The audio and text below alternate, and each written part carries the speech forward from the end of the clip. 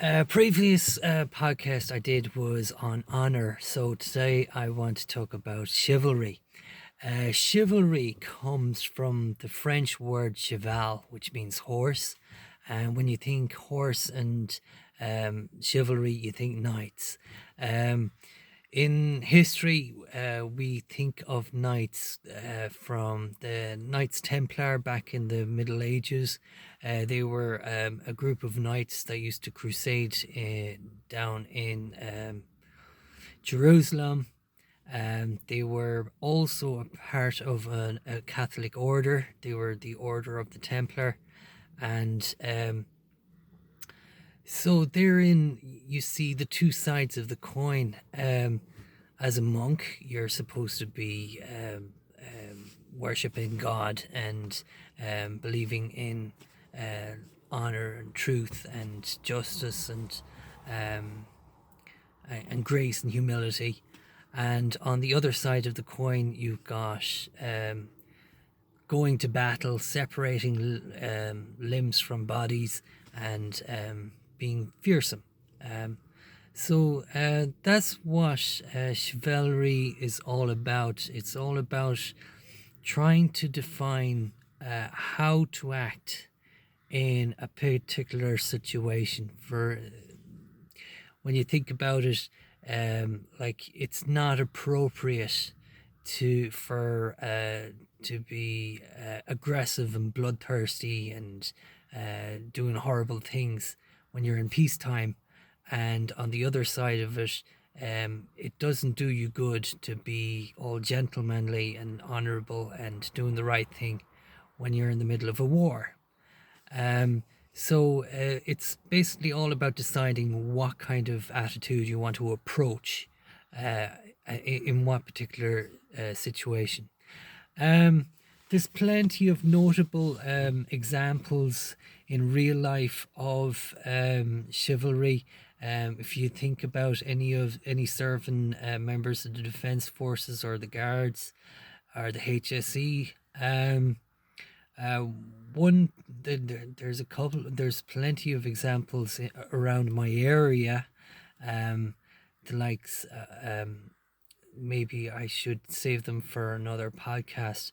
But one particular person I would like to mention would be the late Major General Dermot Earley. Anybody who knew him, he was a gentleman, he was dignified, he was a wonderful person to be around. And whereas in his military life, he had a very he was in one of the more aggressive parts of the army. For example, he went to Fort Benning in Georgia, and he trained up with the Green Berets, the American Special Forces. And after he did his time with them, he came back, and he helped bring about the first regiment of the Irish Army Rangers. So, you know, he's had plenty of tours of duty as well, in United Nations as well, and I'd say he'd seen an awful lot of action in his time. Another nice story that I have about him was way back in 2006, 2007.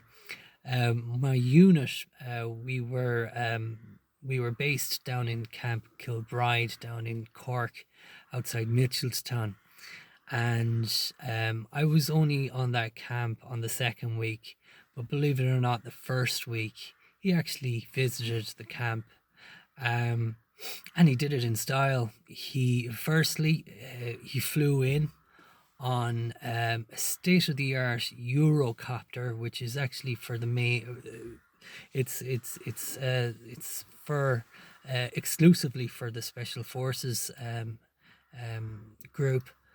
So, anyways, he flew into Camp Kilbride. As soon as he got off the helicopter, he was shaking hands. He had a word for every person that he met on the camp. It was an RDF camp, a Reserve Defence Force camp, and everybody everybody got to meet him that day, and he had such kind words for them, and he was very, you know, he was.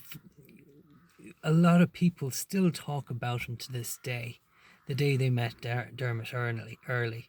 Another beautiful thing about that fact was that our we had a soldier who was retiring. He was company quartermaster Flynn.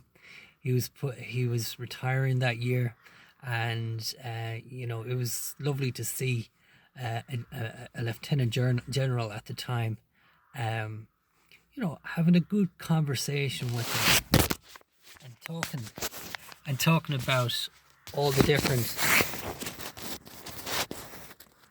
basically touching base with him, and something like that you'll remember for the rest of your life. So that's all I have to say. Take care.